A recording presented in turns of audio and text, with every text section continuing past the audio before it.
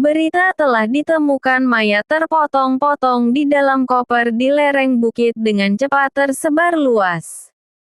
Koper tersebut ditemukan oleh seorang pencari burung yang langsung mengabarkan pada siapapun yang dijumpainya. Amin. Sekretaris RW setempat berhasil mengendalikan situasi.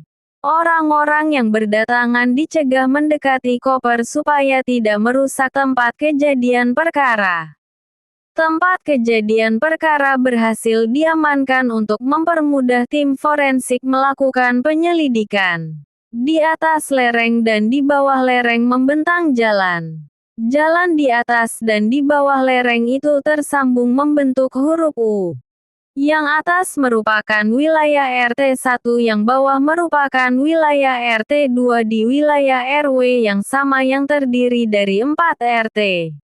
Amin pun segera mengirim pesan WhatsApp ke Binmas, Babinsa, Ketua RW dan Ketua-Ketua RT.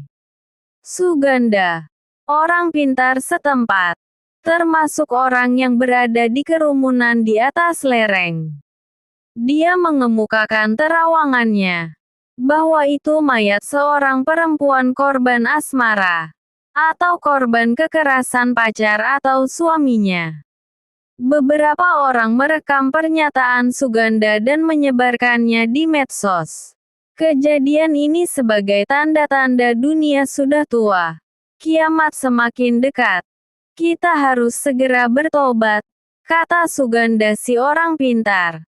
Tak puas hanya menerawang jenis kelamin mayat di dalam koper. Kiamat sudah terjadi kok dibilang kiamat sudah dekat. Bukankah kematian juga merupakan sebuah kiamat? Borman menimpali. Itu kiamat kecil. Sedangkan yang saya maksudkan adalah kiamat besar. Suganda menambahkan penjelasannya. Besar atau kecil itu hanya ukuran. Tapi intinya tetap saja kiamat. Kata Borman dengan nada bicara yang dibuat-buat untuk membuat jengkel si orang pintar. Diam kau, Suganda yang terpancing membentak. Kamu juga diam. Kok berhadapan dengan yang beda pendapat bangkit emosinya, tapi berhadapan dengan yang beda kelamin bangkit anunya. Bentak Borman diiringi tawa kegelian dari yang berkerumun. Sudah. Jangan bertengkar. Kiamat itu terjadi pada bulan puasa.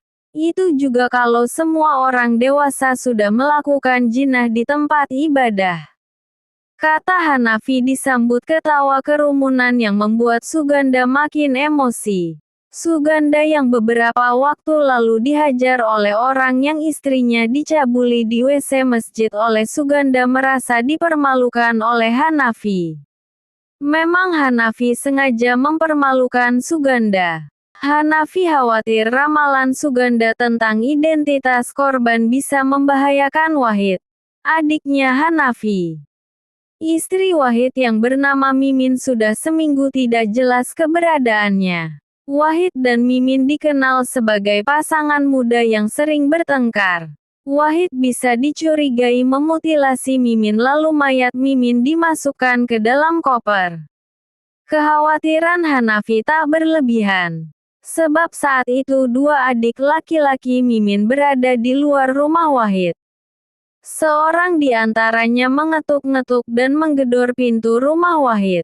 Wahyu, Ketua RT 3 yang sudah memperhitungkan akibat dari pernyataan Suganda, segera menenangkan kedua adik Mimin. Rumah Wahid dengan rumah keluarga Mimin memang dekat. Hanya beda RT. Saya selaku ketua RT tentu mencermati situasi dan kondisi. Saya sudah menanyai Wahid soal keberadaan Mimin, kata Wahyu sang ketua RT. Apa jawaban dia? Tanya salah satu adik Mimin ketus. Katanya dia berada di rumah bibinya. Coba hubungi handphone bibi kalian. Bibi tak punya handphone, kata adik Mimin yang lain. Datangi bibimu. Bukan datang ke sini, bentak Wahyu. Dan kedua adik laki-laki Mimin pun pergi. Dengan perginya mereka, Maka Wahyu pun merasa harus segera ke lokasi kejadian ditemukannya koper. Soal Mimin dan Wahid memang lumayan santer spekulasinya di grup WhatsApp.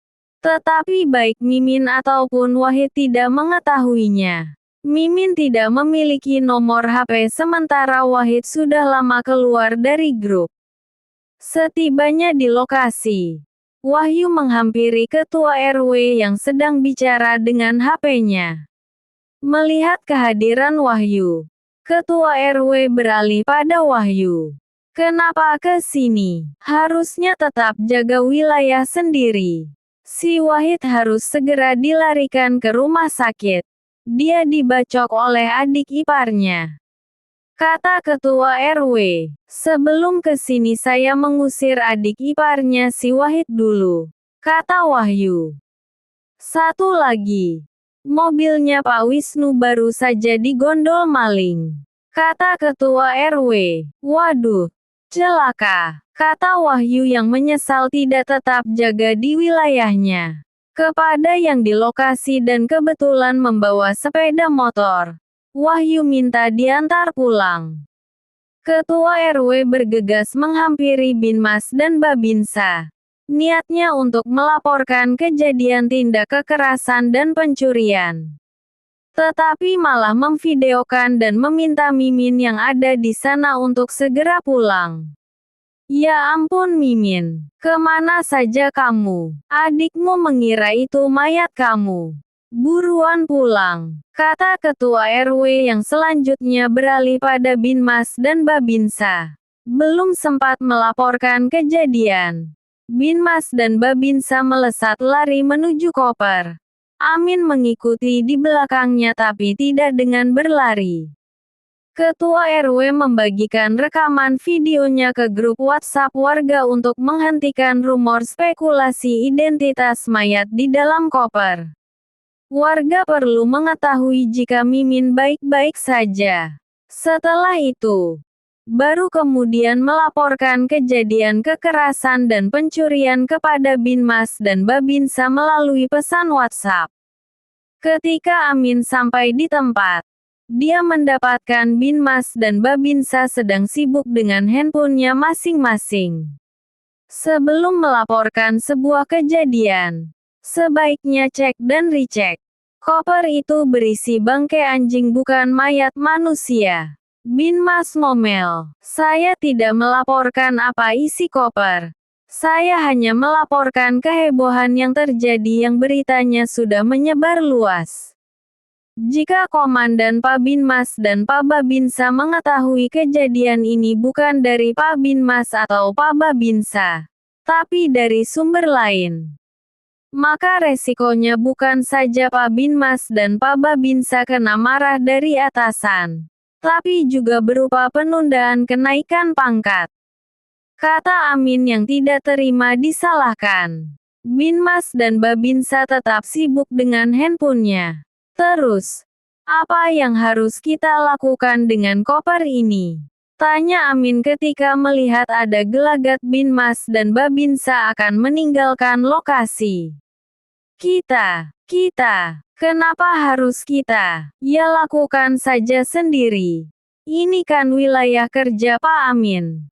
Kubur segera itu koper, kata Babinsa. Wilayah kerja Anda juga, kata Amin tak mau kalah.